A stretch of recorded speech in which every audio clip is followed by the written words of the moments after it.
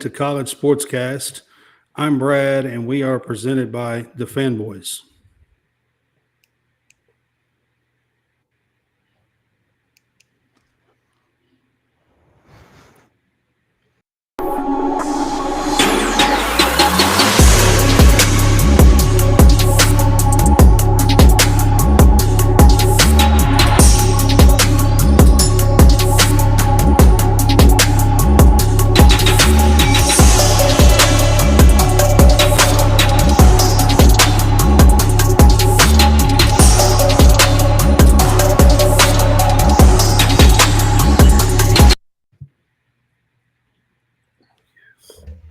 Oh, yes. He's coming. He's coming. Maybe now. Maybe Maybe now.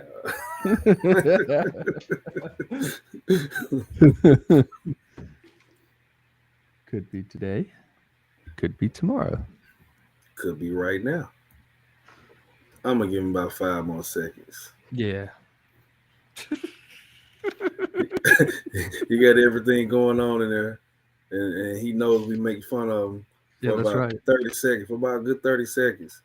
Yeah, Then all of a that's sudden right. he's going to be like, oh, I'm on. Oh, I can see it. But no, he loves us. Okay. All right, guys, can you hear me now? Yeah. All right.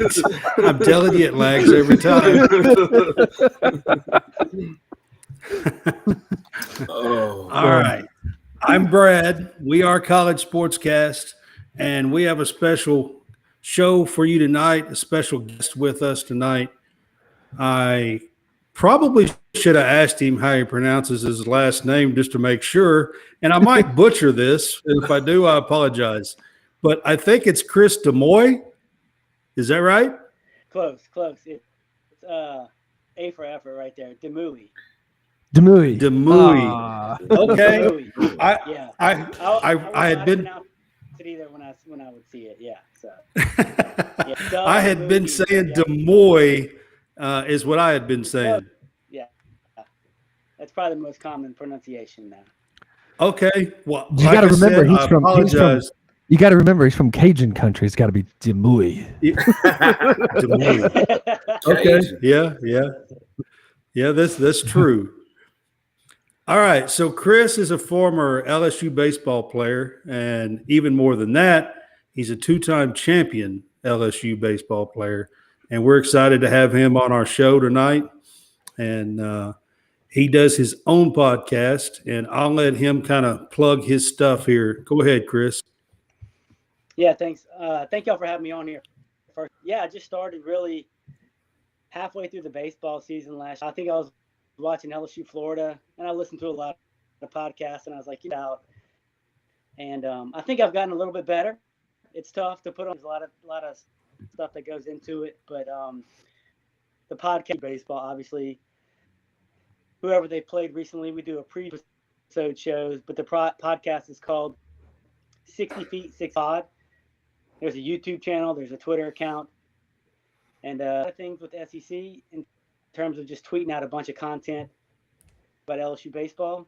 I'm sure you'll have a very diverse audience on here. They may know a lot about LSU baseball right now, but whenever those SEC fans come up, we're going to be previewing and reviewing that pod. So, yeah, I'd love for you to allow me to do that. Yeah. Oh, yeah. Yeah, absolutely. Guys, John, do you have a question for Chris to start out with? Yeah, Chris. So we're going to start with this year's team.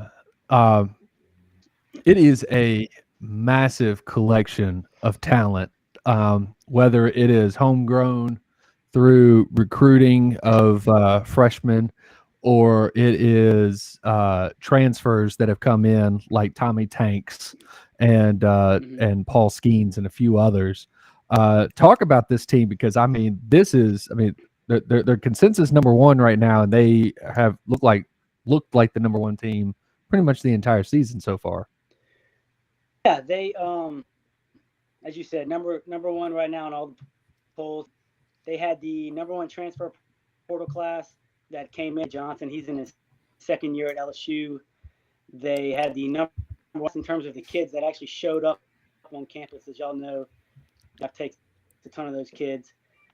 And yeah, I wondered how, and you looked at some of the returners that were coming back. You had some really good experience.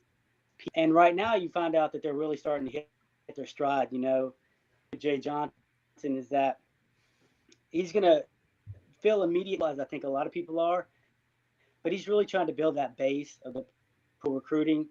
And that's what you've seen now with the kids that he's recruited. As many as 3 true freshmen in the starting lineup at all times. And these are really a change from the past. They are these guys to be Major League Baseball players and starters. So physically look like what I saw Arkansas and Tennessee look like last year. This year, when they get off the bus, you're like, those are some big guys. And then say the past, 4 or 5 years, you just really haven't seen that from a baseball team. A bunch of shortstops running around who are very good. But now they look physically SEC. And, they can swing the everybody in the SEC can swing it this year. But I think the biggest difference is light on their bullpen a ton. And in the end, it just petered out. The regional, and the starters would rarely last more than 4 innings. So the brunt of the load last year. But now this year, you see the starter massive difference. And they're going to get tested once they get into SEC play, because you have high-end arms at the front of the rotation, and then you have some guys in the back end of the bullpen, and some of that's still yet to be determined, but I think that's what you're going to see is big-time arms, and you have guys that can just flat-out hit, really 1 through 9. They have a lot of depth in their lineup, and they showed that this past weekend. Yeah, I think they're clearly looking like the number 1 team right now, for sure. Yeah, Yep. I was kind of looking at some different team schedules and stuff, and they're going to get tested right off the bat, especially when SEC play rolls around. This is non-conference weekend, but LSU opens up with, and they have Arkansas and Tennessee coming straight into Baton Rouge. Right. The box is going to be, that place is going to be going nuts because they can't wait to get Tennessee. It's a big rivalry in the SEC West. Weekends, you're going to find out a lot about how good these guys non-conference schedule really prepared them for SEC play. Rate this year's box or the new box versus the old box in which you played in. I'm biased. Good question. I think aesthetically, of course, the new box is much better than the old box. Atmosphere, the old box blows this one away. I feel like at times it's not nearly as rowdy. They're not as close to the field.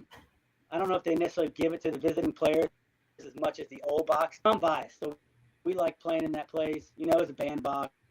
We hit a lot. But the new box is definitely nice. But in terms of some LSU baseball accounts that I follow, a lot of people atmosphere get ramped up over there. Think about, it's a great stadium. Ole Miss has got all the students in beer showers every time there's a home run. Yeah, they just had one right now. Yeah, there you go. So, I just saw it. Those guys. So it seems like from an environment, every now and then, and I think some people want to see it get a little more rock, like the old box with the new amenities. And to see if Jay Johnson maybe pushes through some changes in mix of maybe the configuration of the field or what they may do from a Gotcha. Yeah. And I mean, how about, one next one with, when we're still talking on stadiums, favorite road stadium that you went to? Now, this was 25 years ago, so things have changed. I would the 2 that stick out the most, I would say Arkansas Field, because when we played there, that thing was brand new. Yeah. Phenomenal. It still is phenomenal, but that thing was really not played there. It's like minor league. It's like a minor league baseball stadium when you walk in. Yeah. I remember we played there, and I think that we went up there in 1997, and that place was just, we were like, wow. And then Mississippi State's field, and that field's phenomenal. New dude, but the old dude, it was crazy. Like, I remember a bullpen, and your boys opening up a barbecue pit and just rib smoke or barbecue smoke just goes all in, because they got the trucks back there with the built-in bleachers. That'd be distracting. Now, how much food did you get in the old dude out there in the bullpen? I didn't really. Outfielders got food thrown at them, but I don't think they really fed us. So no. Oh man. No, so as a manager, as a manager, pregame BP sat in the bleachers on somebody's tailgate. And I mean, it was like, hey, would you like a burger? Would you like a dog? Would you like? Here's food right here. Same thing when I was at LSU. Smoked barbecue, man. Yeah. That's and then at LSU, it's like, hey, would you like some jambalaya? Here's some boudin. Here's whatever. And I'm like, yes, yes, I do. Yeah, but I think NCC compared to other conferences, you're playing in front of packed hands that are going to get on you, but they know the game too. They can appreciate a good team's performance. And I don't mind if you get on me, that's fine. But I would say those two stadiums definitely stood out for me 25 years ago or so, so it's been a right. Oh, yeah. Yeah. So we're talking about this year's LSU team. Who are the real challengers in the SEC, you think? I was doing a little of show prep. When you look at the East, Tennessee, they're loaded to beat at home. They have a lot of pop, and they have the best. They have the country, hands down. You can't argue it. They have Dollander, all back from last year, and those guys are nasty. I think you had SEC Pitcher of the Year, or Freshman of the Year. The SEC. They should have a little bit. They should have a little bit of a revenge, from what happened last year on mine too, Tennessee. Yeah, with all those expectations, everybody was hyping them up as possibly the best baseball history, and they don't make it out there on super regionals. Challengers, you've seen early on Florida. I love they got Sproat this Friday night. They got Hurston Waldrop, the transfer, absolute dude. LSU saw him in the regionals. He's a Saturday guy. Sunday, they just bring their starting first baseman in to start on Sunday. He's got the SEC, and he throws like 95 from the left. So Florida really surprised in terms of how well they're hit the ball. So it's in the East. And then in the West, it's been Arkansas has had a lot of pitching injuries. It's like their pitching's in not right, shambles, but it's in a state of flux. A&M hasn't hit the ball very well this year, not as well as I think. No, A&M's not started out great. Mm-mm. No, and then I was really down, and not with the talent they returned from the hitting side of things, wing it, but I didn't know how well they would. And when you look at their stats, they have a pretty high ERA. So it'll be interesting to see how they do come conference play. But I'll be surprised, me personally, probably not a lot of other people, but I think Ole Miss. I don't know anybody else differently from that group, So Jason up there that's shaking his head, he played at Ole Miss. He's a basketball. He's a basketball player. This is Jason Harrison up above you in the picture, and he's an ex-Ole Miss basketball player. So, man, go ahead, finish. I'm sorry, Jason. No, go finish. No, I was going to say, so Coach Bianco, he coached me at LSU. So every time he has success, obviously I'm pulling for him. I was very happy that last year, obviously I'd rather see LSU win it. And then an ex-team freshman on that team, he's actually been starting at DH. So who has his number retired at LSU, his son's hitting for Ole Miss. Wow. I always want to see him do well.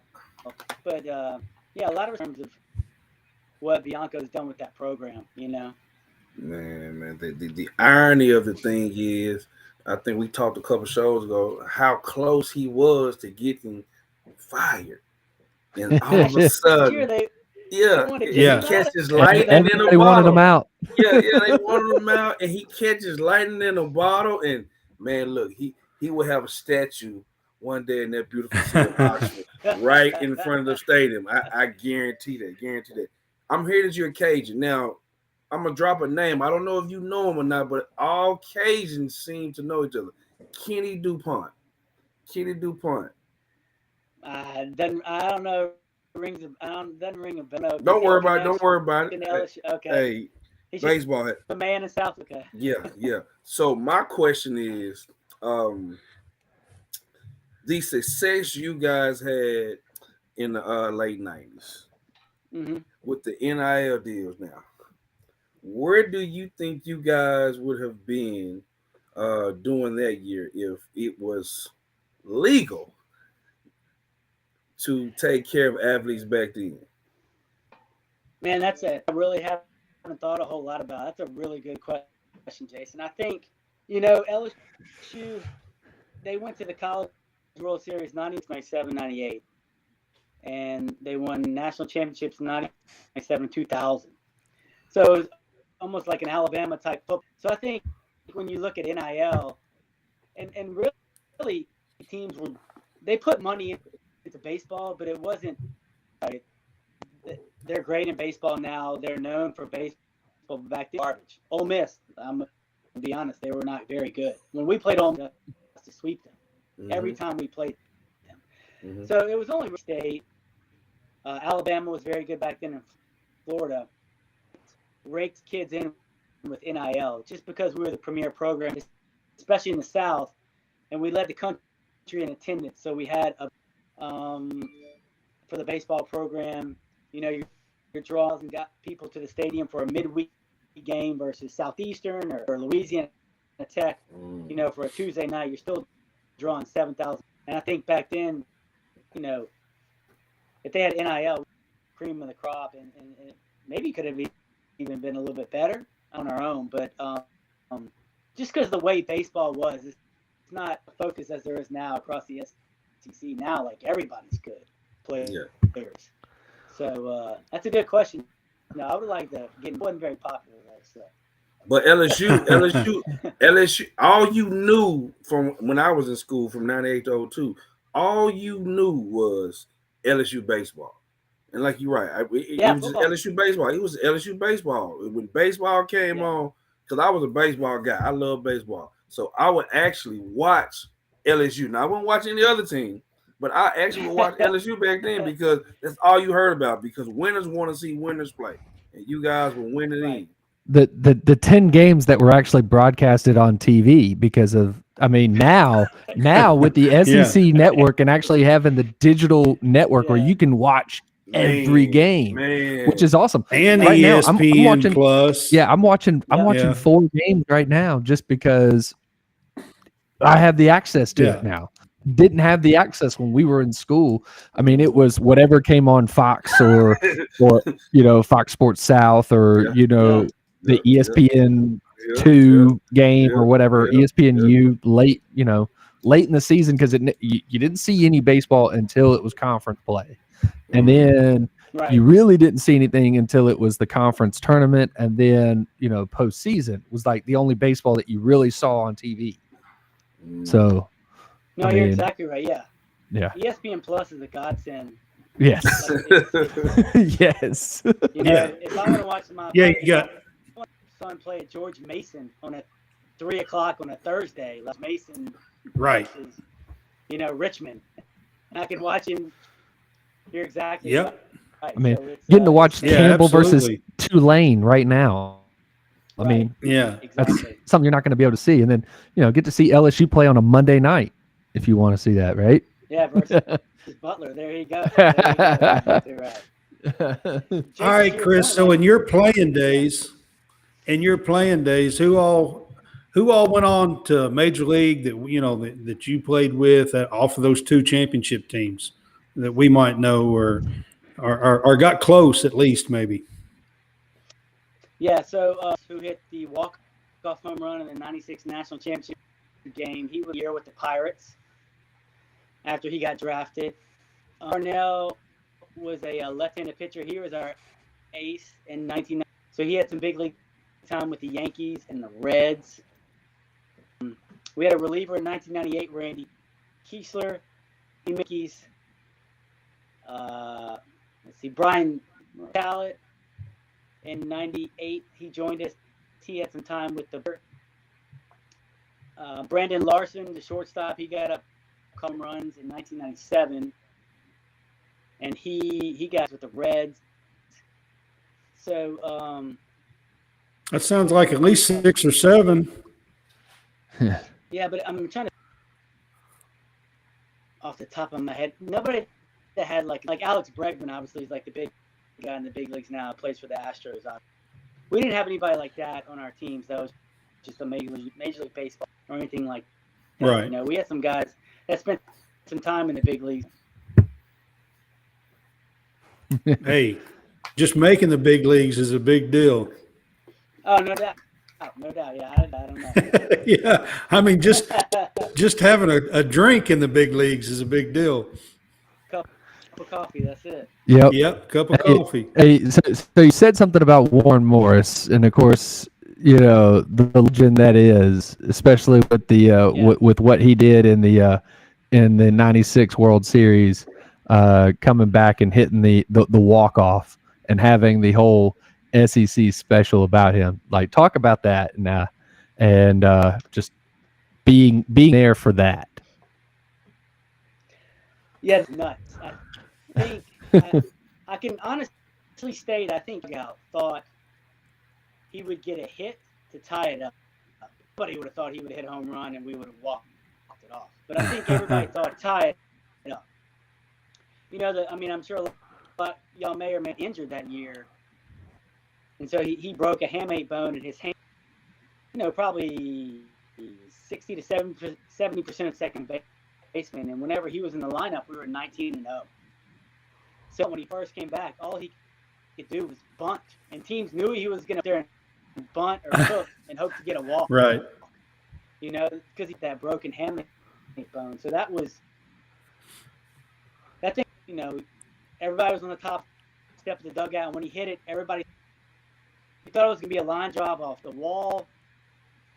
It was kind of kept going and going. And then it was just pure chaos at the went over the wall. And everybody just gathered around home plate. Then it was just right place, right time, an amazing team to be part of. And just a bunch of a really good, was a great guy.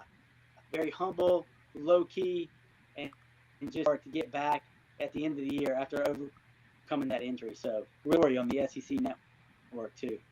And the team y'all played against was Miami, a team that was just huge, you know, with baseball at the time. So that was. Yeah, those dudes were loaded. You watched that game in bits and pieces. No, they were. Yeah. You know, you had Pat Burke, 10-year major leaguer, I think, with the Phillies. You had Jason I've got a story about him. Yeah, Major League Baseball player at the Phillies. JD hits for the Mets. Now he's Miami's head coach. He started against us in that championship. I think all their players 1 through 9 got drafted like during the College World Series. So they, from a talent perspective, they're talent-wise, those dudes, they could swing it. They were right. And it was just one of those things, you know, from that day. You know, it's just I don't know if we were the better team per se. We were the better team on that scoreboard. Right. But I mean, hey, you have to be pretty good to go back to back. You guys went back to back, 96, 97. So, I mean, that's a big statement. And the first of having 2 of the same teams from the same conference in the championship in that second one, you know, showcasing that the SEC is really good. Yeah, no doubt. I think us, Alabama, who we beat in the national championship game, Auburn, and I believe Mississippi State was up there with us as well. It was almost World Series. Yes. Just the SEC tournament comes to Omaha. You know? Right. Yeah. It was crazy. We faced off with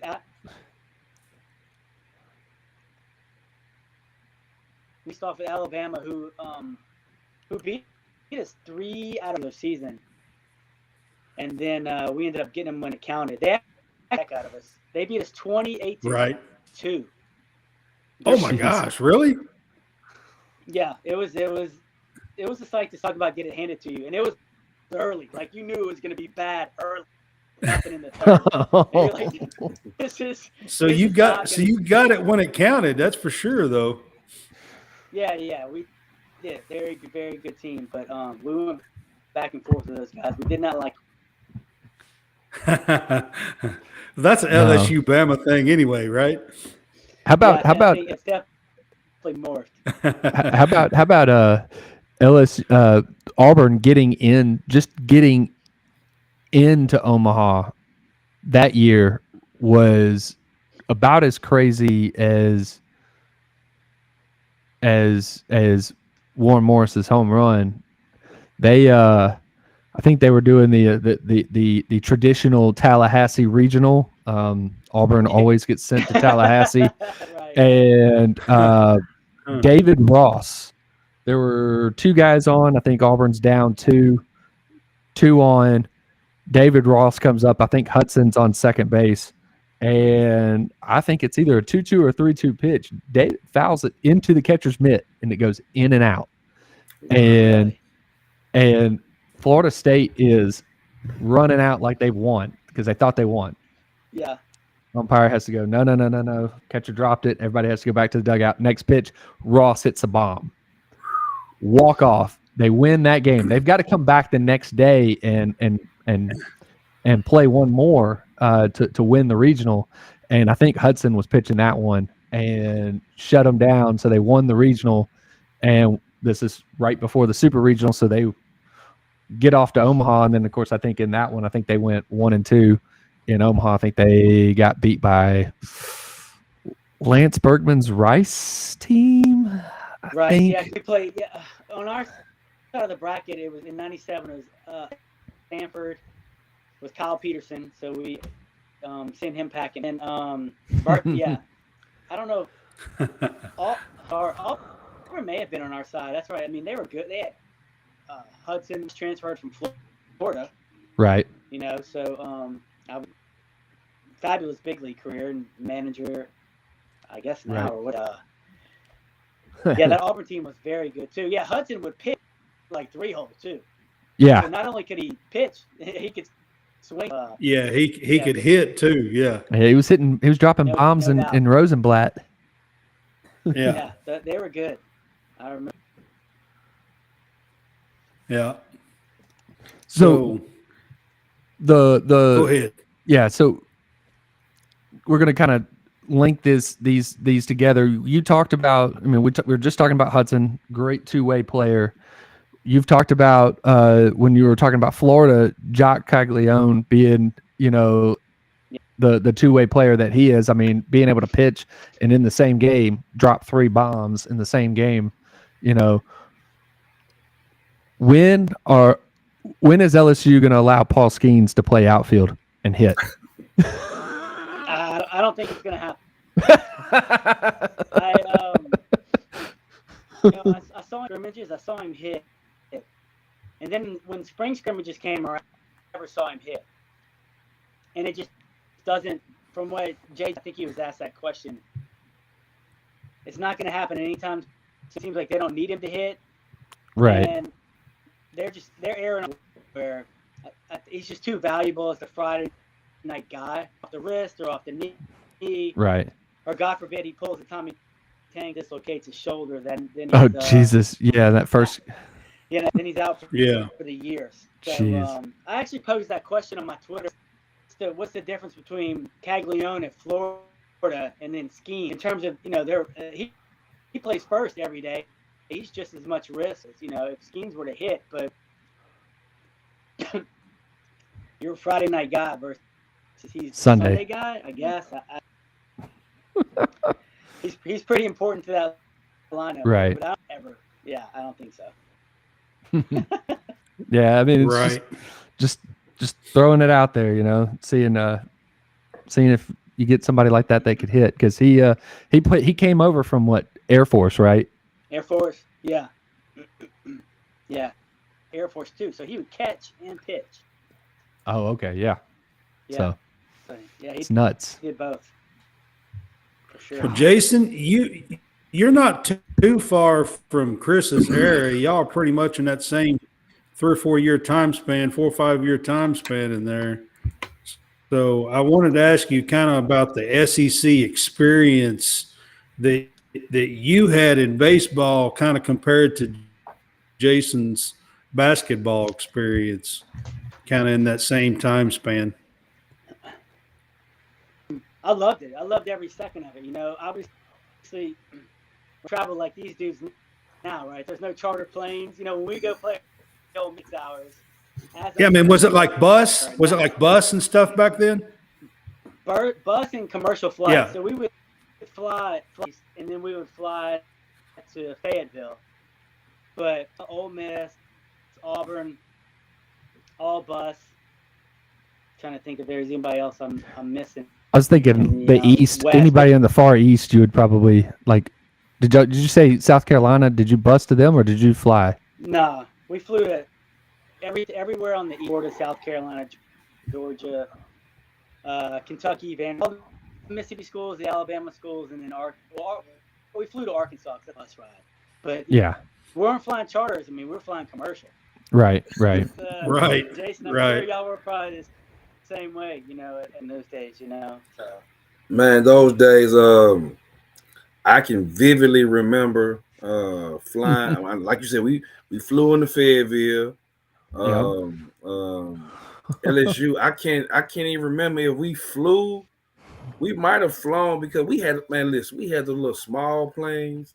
I mean, those little airplanes that hold Little prop planes. The little prop plane hold Yeah. about 30 people. And to this day, I've never told any of these guys this. So while I'm sitting on there, you have alumni who fly with you, and you don't know who they are. Me, I got my CD player. Think about it. I had my little CD player, listen to my music. Yes. Yes. And I turn over my right shoulder and I see a guy with headphones talking on his phone, but I think he's talking to me. And so I'm like, "You talking to me?" Like, no. So little did I know that was Sean Toohey, the Sean Toohey. Oh wow! At the time, you see, and the immature kid from Little Rock, Arkansas. All I could say was, "Hey, one day I'm going to break your assist record," and that's all I ever talked about. I'm going to break your assist record, and he plainly told me, "Jason, you like to score. I didn't shoot. All I did was pass." And so the movie comes out, and I go back to that same scene in my head. I was like, "So you mean to tell me I was talking to a guy who owned 75 Taco Bells, and I didn't ask what did he do?" So those experiences that I remembered, things that I know now that I knew then, I mean, just flying on simple little planes, you might have food, you might not have food. We used to go to McAllister's and get our own food. Oh yeah, the Sunday post game meal, the box lunch on the way home on your bus ride back. Come on now. Now the hotel is $20 per diem. $20 per diem. We thought we were rich. We thought, hey, listen, I'm about to go up here to Burger King, or I'm about to go to McDonald's or Wendy's, or I might go get Subway. And everybody took their per diem money and went to the back of the bus and played poker. I know. I think we hit every buffet in the SEC. Yes. All the buffets. Coach Bartman loved those. We just stick us in the middle of a fat. He called it. It could be like Taco Bell, McDonald's, Burger King, KFC. He's like, "All right, fellas, just spread out and fine." So you're getting like $3 chicken sandwiches, trying to get back home. The bus leaves in 30 minutes. I'm trying. I can't say the hotel meals were the best meals ever. If we had catered food inside the hotel, oh my goodness. Now those were the best. And little did I know, though, they looking at it now, it really wasn't.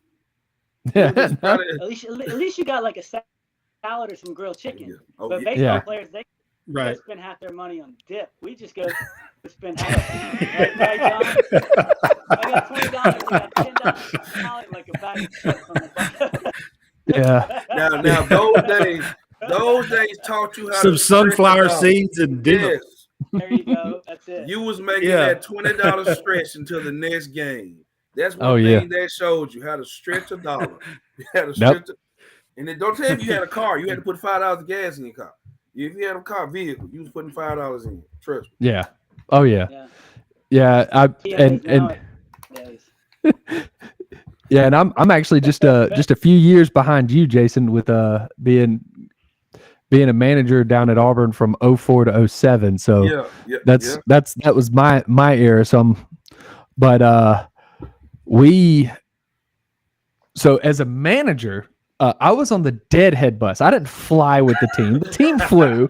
I was on the bus that went from Auburn all the way to Arkansas, or I was on the bus that went all the way up to Kentucky, and the team flew the next day. I went Wednesday after practice. They loaded the bus up with all the equipment, everything like that, and me and the student trainer jumped on the bus. It was just two of us. So now the fun thing was when we showed up at dinner on Wednesday night, wherever we hit, everybody's kind of sticking their head out the window like, who the heck is this, when there's only three of us that pop out, the bus driver and then me and one other person. And they're like, who are you? Like, how do you get a whole bus to yourself? So we could make up whatever we wanted to, you know? Man. But yeah, like I was on that deadhead bus. So from he could only drive 10 hours, and it's 12 hours from Auburn to Fayetteville, Arkansas. So we would be on the bus from Auburn, and he would drive 10 hours and stop in Little Rock, and we would be in a truck stop parked, and we slept on the bus.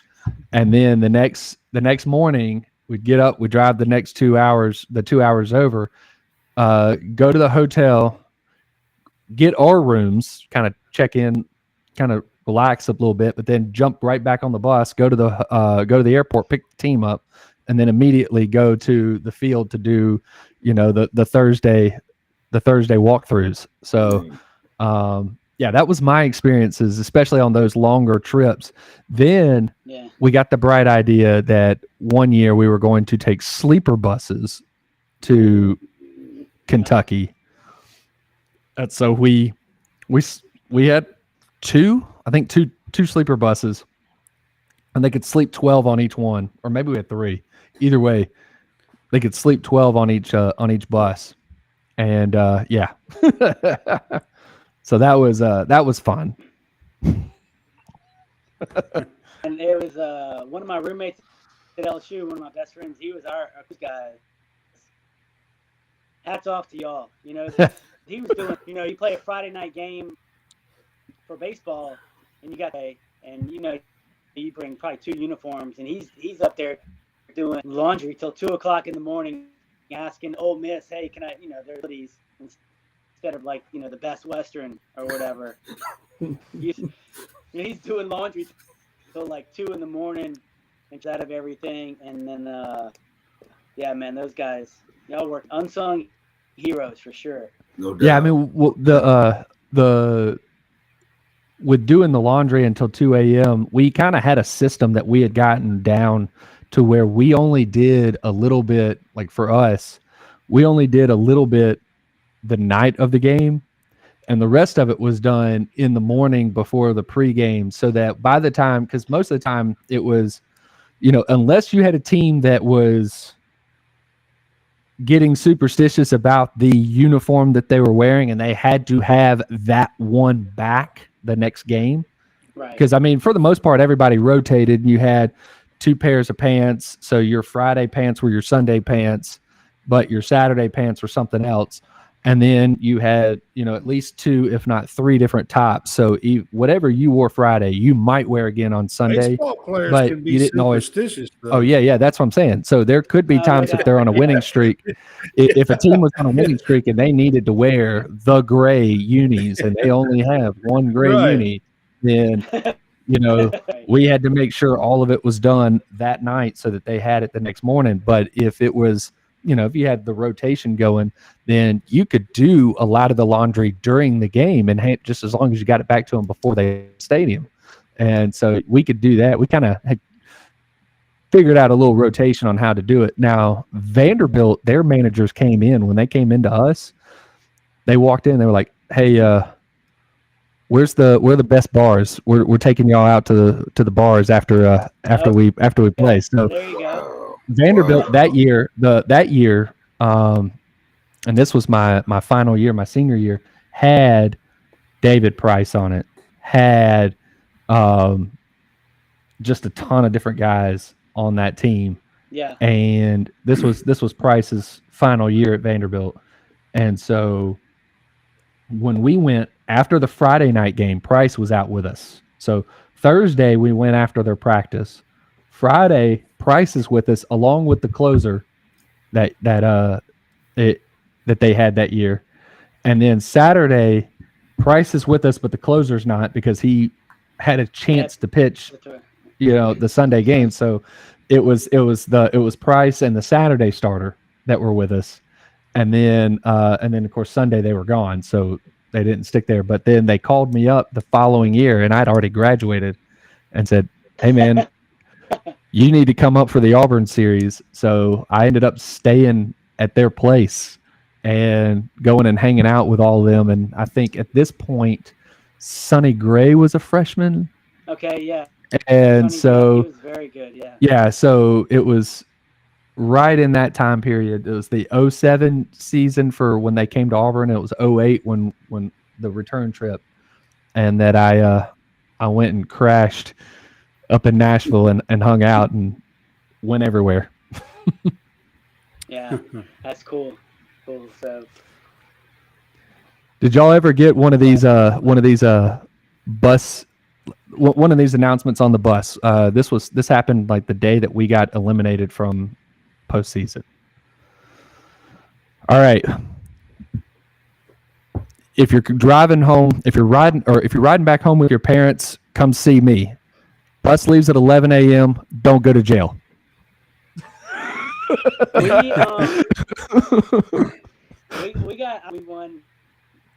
we won the last game both years, but in '98 we got a series, and we went straight back. That was the only time we flew charter to get out of there. We got eliminated, and he's like, pack your, as soon as we get back to the hotel, we're leaving in like 2 hours. And so wow. That flight home was very interesting. Very interesting charter flight home.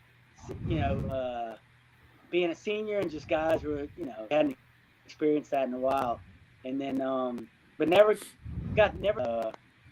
don't get arrested, So I think we got that after. Yeah. There's some regionals, or when we got to Omaha, there's downtime in Omaha, so we got some speeches, just be careful. Or tournament in New Orleans too. They don't do that anymore, but we used to play a tournament in New Orleans. So that was always a talking point as well, as you can imagine. Right. Yeah. No doubt. Yeah. Yeah. Yeah. That was the. All right, that so was I'm the. going to get back. Yeah, go for it. I was going to say. I was going to get back to this LSU team for this year. Is it Omaha or bust, or is it championship or bust? I would say they definitely need to get to the Super Regional, know who you're going to run into, who's hot, how are they playing, have they along the way. But I think anytime you get to Omaha, you just never know what's going to happen once you get there. Especially this long time, maybe one or two of these players have been because they came with Arizona. But besides that, nobody else has been there. So it's just a different feeling. Fan engagement, a lot of pressure, everything in. Even just from a scheduling standpoint, for practice different. So I would say they definitely have to get to a Super Regionals. Goal is Omaha, and then once you get there, however well they do, I think that's got to be the goal for this team. The caveat would be unless they just come down with a major injury, right? Or God forbid, right, Dylan Cruz goes down, or a couple people will go down. Right. I will say, hopefully, poop out. I may lose y'all in a little I'm charging it right now. Hopefully, I'll give y'all a heads up. But All right. that's what I would say, though. That's what say. Get to Omaha is definitely the goal. Right. Who around the country would be, besides SEC teams? I mean, we already mentioned that, but who around the country you think can challenge to get to Omaha? I think if you look in the ACC, Louisville has impressed me so far. A good weekend at the Shriners Classic in Houston, where they teams. Wake Forest has gotten off to a hot start, and they do well, and they have some good pitching to go along with it. I would say those two teams. Out west, Stanford. Stanford is loaded. They're probably guys that hit 20 home runs on their team. They can swing most of them, so I would look for them. UCLA may be able to sneak in there. They have a really good pitching staff and a hit once they face some of the upper echelon teams. Maybe Oklahoma State or TCU, I would think, unless I'm missing somebody out the Big 12. That's probably about it. I think three teams from the SEC, from the ACC. I'm trying to think if I'm missing somebody just off the top of my. Uh-oh. The computer left. He died. Uh-oh. Yeah. Yeah. Hey, man. Well, I think we lost him, but it was great to have him while he was here. And, if he, we'll see if he tries to come back.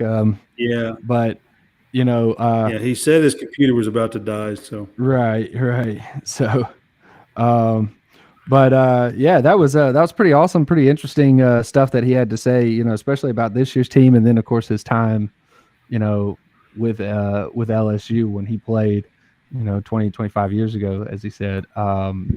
And in 96 and 97, they were back-to-back champions, and that's a tough road to do that back-to-back.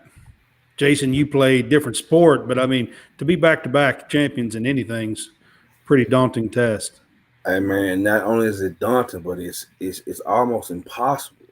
It's impossible because everything has to go right. So many things have to go right. You know, you talking about one or two injuries can derail a team. And I know in baseball, if your key guys, your infielders, your key outfielders, pitchers, you have enough pitchers to go around. But those special positions and those players who come up to bat, because I'm watching it every year. Never knew I would be on a podcast with a guy who loves baseball more than me. So listen, I'm really intrigued, because what I was going to ask you was, as a manager, I don't know if you guys did this, but our managers will walk around with the other team's managers, with the other team's clothing on. They would actually trade gear, and we got just that. We traded hats. I had a hat from every school. Okay. I had a hat from every school. Yeah, and then eventually I just didn't really want to deal with all the hats from all the schools. So I gave them away to all the people that were fans of those schools. You sold them on eBay. Don't lie. I had a best friend. I had a best friend who loved Kentucky, and his brother was a Kentucky fan. I ended up having a white Kentucky hat and a blue hat. So I gave one to one guy and one to the other. And then I've got a bunch of Bama friends, so I had a Bama hat, and I was like, here's you a hat, you know. See, shorts were our thing. But I had, I mean, I would love to have gotten shorts, like if I were really thinking, if I were playing really thinking, shords. Yeah, if I were really thinking, I would have, tried to get, tons of different other gears. That would have been hard. That'd have been hard. Hats. But I'm just saying, if you could get a jersey, I can understand hats. Hats would have been, or the easy thing, just because we had a lot of replacement hats. Right. Absolutely. And maybe shirts. Okay. Jersey would be a tough thing, because jersey, we're not going to be able to do that. I know. I'm just saying, if you could get a few of them, that would be great. Yeah. No, it was awesome. I mean, and we went in and we definitely were. We would walk up to them, on Thursday, because we all had to on Thursday when we came Chris in. is coming back in, guys. Okay, cool. Yeah, I knew he was going to try. So, There we are. There you go. Yeah, he's Sorry. coming back in. Technology. I'll try. It may die on me again, but I got it plugged in. So Yeah, you good. sorry. Yeah. All right, man. So we have Chris back with us. His computer died, I believe. So Yeah, it did. But hey, what we're actually discussing before you got on, I was going to ask him, managers back then, our managers would trade not so much of game shorts or practice shorts with other teams, and so we would see our managers wearing after the season. Oh no, he's out. He's out. Oh, yeah. All right. It's all good because I knew he could relate to that. But yeah, man, listen, he's on his head. He was in there, you know. Man, but that was definitely like I said, he said he thinks he's done. He said it died again. That's it. So yeah, it's all good here. Yeah, tell him we said thanks for being on with us. Man, great guy. A lot of knowledge. Hey, sometimes I love Yeah. when I can just sit back and be a sponge. Oh yeah. And just listen. I'm like, okay. So baseball, because I really do not watch anything outside of the SEC. Right. Because I know at least 2 or 4 teams will Or be 3 vying. or 4. Yeah. I mean, Yes, it's been as much as 4 Mhm. in Omaha, and I mean, Omaha is the Elite 8. So when you have half the teams there, I know that. but regularly it's about 3 in there. So you can almost bank 3. That's still 37.5% out of 8. Right. So it is. And if you go look at the history, I mean, just look at the history. Okay. I mean, you've got Mississippi, you've got Ole Miss and Mississippi State have won back-to-back, right? So if you're really looking at the history of the championships over, say, 25, 30 years, I mean, starting with, 1990, Georgia won the national championship. There were there were 3 teams in Omaha that year. 91, LSU and Florida were there. 92, I don't think anybody was there. 93, LSU won the thing without any other representation. In 94, LSU and Auburn were there. 95, nobody was there from the SEC. But here's where it really starts. In 96, there's Auburn, Florida, LSU. 97, Alabama, Florida, LSU in 96. In 97, Alabama, Auburn, LSU, Mississippi State. In 98, Florida, LSU, Mississippi State, A&M. A&M not being a part of the conference yet, but they were there. Not yet. Yeah. But, I mean, if you really go through it, and, I mean, 96 and 97 was an SEC, team that won it. 2000, LSU wins it. And then if you go down, 2004, there's 4 representatives in Omaha. In 2009 and 10, it's back-to-back champions from the SEC. And then I believe 11, there was a champion from the SEC. In 14, I believe there was a champion from the SEC. And then I think 18. 3 of the last 4 or 3 of the last 5 or something like that. Something like that too. So, I mean, you're really looking at that there is just a mass amount of teams that have made it into the, even to Omaha, and then that have actually won it. And of course, when you start talking about teams just getting into postseason, so we're talking now for basketball, SEC team getting 6 or 7 teams in, maybe 8, right? Every year. Right. Regularly, there were 8 to 10 teams from the SEC that were making postseason going into regionals. Starting, I mean, if you really go back to, regionals is 64, right?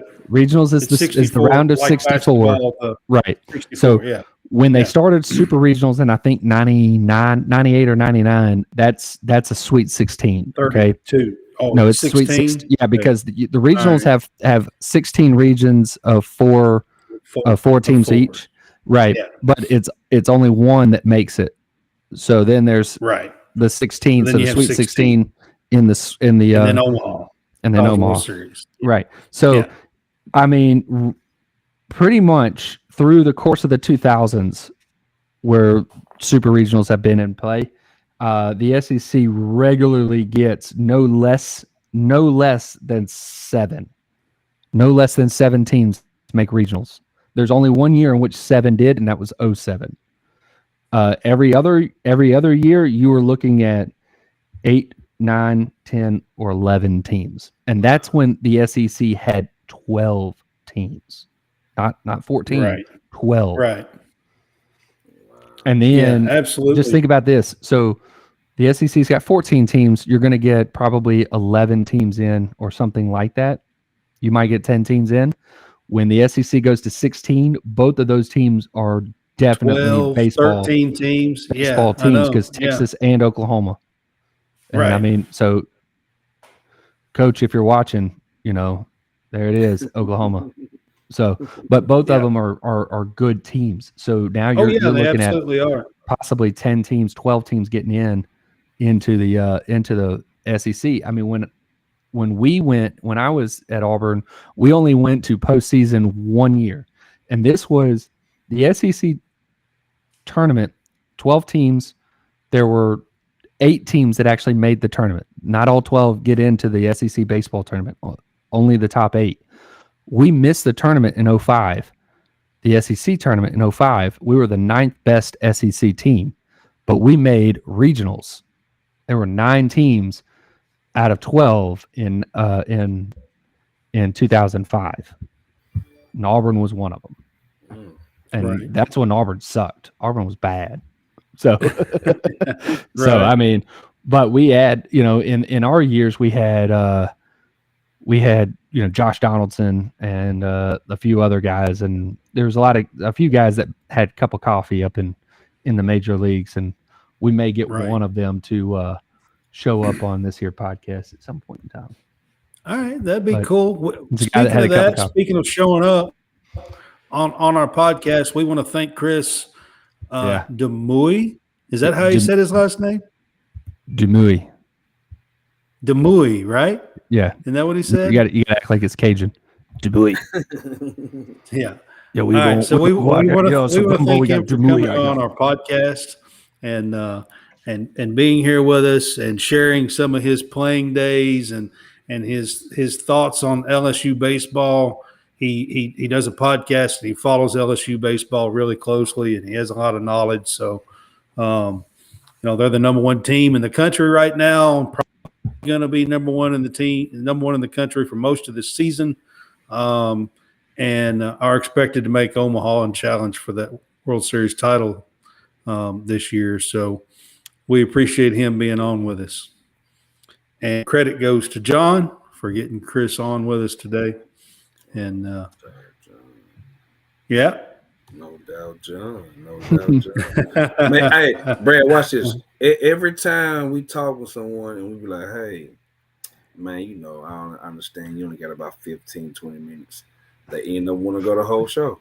Yeah. I told you, good vibes. Like, That's right. He even tried to come back. He tried to come back. He tried to come back. He got to let you know. His battery died. He also said that their managers, he actually texted me this. He said that their managers would trade helmets with other team managers. Wow. Traded helmets? That's pretty cool. I can't. That's pretty cool. Couldn't do that. Yeah, Jesus. I would love to have helmets all over the place. So Jay's on and he's saying go Jason and go John. He never says anything about Brad. That's because you freeze all the time. That's because you're always frozen. Lagging Brad. Yeah. Hey, this is true. Especially in the beginning. We gotta come up with a song. We gotta come up with a song, John. Back and forth deal. You know what I'm saying? We gotta come up with a song because it's like every time, maybe you can hear what we're saying. Lag wagon. And then finally you get it. We were like, oh, it just be hilarious. Every show starts the right way. Especially if it's just me and one other, I usually don't have quite the problem. But Right. Yeah. I don't know. All right, so I haven't done this for a while. I want to get back to the Prize Picks. You can go and use Prize Picks promo code CSCast for a 100% deposit match up to $100. It is a daily fantasy sports fun that you can get into, and there's over 30 sports you can choose from. Please go support us, double your money, and use our code CSCast to, again, double your money. We appreciate that. Double up. Yep. We appreciate that.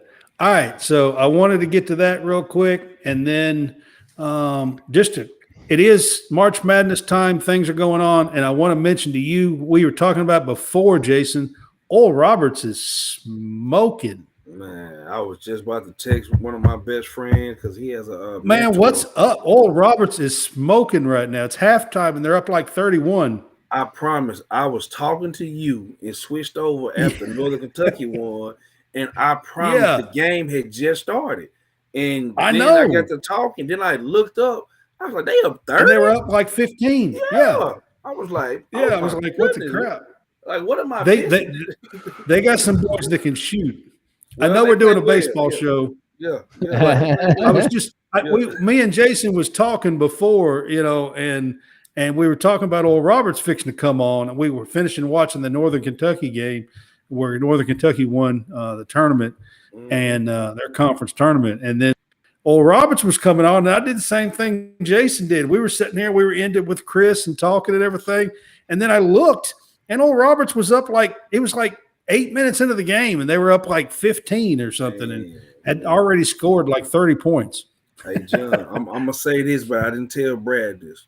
Northern Kentucky looks like the best team in the state of Kentucky. Really? I don't know much about I'm them. not going to say that. I'm not going to say that. I'm just a little chaos. They have a good record.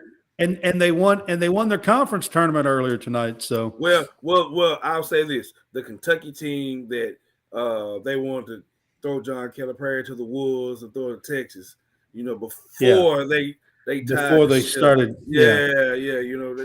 Northern Kentucky won the Horizon League tonight. Yeah. Isn't that right? Was it it was Horizon, right? Yeah, Coach Dooley. I mean, hey, well coached, good team. I might pick them. Depending on who they playing. Unless they're a 15 seed going against Alabama or Kansas. Hey, right. I might be asleep. That might be one of those upsets. I know this. Oral Roberts is looking great. Yeah. I just wanted to throw that out there and throw that into this. No doubt. Yeah. All right. So coming up on Thursday, guys, we will be doing our game day pick'ems. As far as I know, as of right now, we'll be doing our game day pick'ems. And what we will probably do is we will pick the rest of the conference tournaments this weekend for our game day pick'ems. We will talk about the rest of the conference games. There's tournaments. There's probably about 15 or so to pick that is remaining that'll start. Well, some of them started tonight. The rest of them will start tomorrow night. And they will finish on Saturday and Sunday before Selection Sunday. So we'll probably pick the winners of the conference tournaments and who we think will be the winner of the tournament and get that automatic qualifier bid. Since it is conference championship week, we will do that. And then on Sunday, I want to let everyone know that we're going to have Steve Heigl on with us again. He is going to be with us on Selection Sunday right here on College SportsCast, and we are going to be doing kind of a pre-Selection Sunday show while the Big Ten final is going on, and we're going to have a little fun and talk about some of the championship games that have, conference tournaments that had happened over the weekend, and some bracketology talk and talk about what we think the brackets will look like when in an hour or two when they come out on Sunday after we're talking. So it'll be at 3:00 Central, 4:00 Eastern time. We're going to have an NCAA pre-selection show with Steve Heigl. He's been on with us a couple of times already. He does just collegebasketball.net and just collegefootball.net. He's also a John Wooden Award voter and one of the other awards, and I can't remember which one it is, but I know he does at least one more of the National Player of the Year award voters. So he gets a say in all that. That's big time. That's big time. Yep, and Selection Sunday and March Madness. John's the baseball guy. I'm the basketball guy. Jason's okay. I'll give Jason. Jason's the basketball guy. I mean, I love basketball. I've coached it here and there and stuff. So, but I've played it too, but not like he did. I ain't that good. For Sports Media Hoops, Jay's thoughts on Furman. I hadn't seen Furman, but I will check him out and be able to get. Yeah. Furman won their conference tournament last night, I think, and Furman looks like a pretty good team. The SoCon champs from last night. I agree with Jay on that. Buckyball, as far as the Sanford Bulldogs from the same conference, I guess we'll go to the NIT. NIT. Yep. Yeah, I think they'll wind up. So there's a player for Auburn that played at Mountain Brook High School, which is where the Sanford coach was at right before he went to Sanford, and I think he's been at Sanford for 2 years now. And they were challenging for the SoCon in his second year. Basically, Right. he just plays extremely fast. He is somebody that keeps the up tempo and get a lot of shooters, play fast. But yeah, Leor Berman that's what Oral Roberts is doing tonight. Yeah, so Leor Berman from Auburn, number 24, I believe, on Auburn's team, is a guy that played for Bucky in high school. Okay. Just a few years ago. Yeah. Yep. Yeah. All right. So I'm going to talk about our Home for Our Troops for just a minute. So our 2023 nonprofit organization is Home for Our Troops. They build homes for wounded or injured vets and been doing this for over 20 years. And you can give to them, and all of the proceeds, for every dollar that you give, 90 cents of that dollar will go towards building homes for these injured vets. And you can give to them at www.hfotusa.org.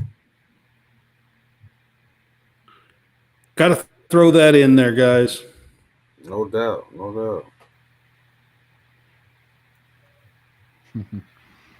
Yep. All right. I'm going to check. Is Jay still chatting with us in the chat room? Yeah, he is. Yep. He's saying somebody get you an Oral Roberts jersey. Yeah, Also, man. I'm telling you, man. Also, he says, "Go Braves." Yes. Yeah.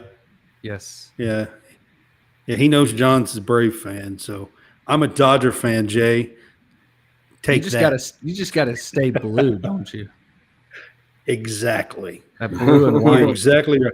The only time that I ever stray away from blue is green and gold or purple and gold.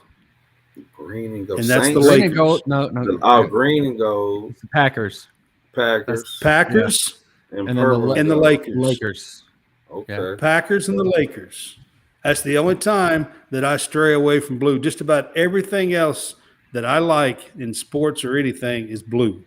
Now I just go with navy blue with Auburn, and navy blue with the Braves. I see your blue, and I go navy, and then some variation of having red and some hue of I just red. can't only go red. Jason, Yeah. I'm sorry, I can't go red, man. I just can't. I'm not a red one. I was Lakers. I was a Kobe guy, of course, Kobe. But I was But Jordan. then again, I I was see Jordan. you Red green and gold though. Bulls. I was blue. Eli. I wrote it out with Eli. Ole Miss to Yeah. the Giants. Right. I was Yeah. victim to Eli. Yeah. Yeah. Baseball was either the Braves or the Yankees. Also blue. Yeah. So Navy. yeah. Yankees are black, ain't they, or is it blue? Navy. It's dark. It's a dark navy? blue. Dark navy. Dark. I thought it was black all these years. Nope. I thought it's black pinstripes. It's not black pinstripes? No, that's it. You're thinking of the Chicago White Sox, who have black pinstripes. That is Okay. black. All right. Mhm. I learned something new tonight. Yeah. I'm blue. See this right here? And this is the yeah. shade right here. Like this is the blue. I got the high school colors on. My high school colors on. Yeah, my high school was that royal blue and red and white. So Yeah. Oh. I can't stray away from that, guys. All right. So you guys join us Thursday. We will do our conference pick for our game day pick'em show that we do on Thursdays at 8:00 Central. Sunday, we'll have our pre-selection Sunday bracket show with Steve Heigl, and it'll be at 3:00 Central Time on Sunday. And we will have fun with him and talking about all the conference winners and the games and maybe some of the losers too as we go along and where they might fall in some of the brackets and stuff that's come out. So you guys got anything else? That's it, man. It, man. Enjoyed it. Once again, enjoyed it. As I always enjoyed it. That's right. Again, we want to thank Chris for being on with us. Demuy. From the 60 foot 6 inches LSU podcast. That is where you can find them. 60 foot 6 inch LSU pod is his Twitter handle, at least for his podcast. Check him out. He does a lot of really good LSU content. He did a preview for the SEC, went through all the different schools in the SEC for the preview of the season. I mean, he's been researching his stuffs, and he goes, and since he is near LSU, he will attend some of these games. So he does have some, obviously some knowledge of what's going on because he played at LSU. But yeah, everything's pretty good with him. But yeah. All right. And we appreciate him being on with us tonight. You guys, we will see you down the road on Thursday.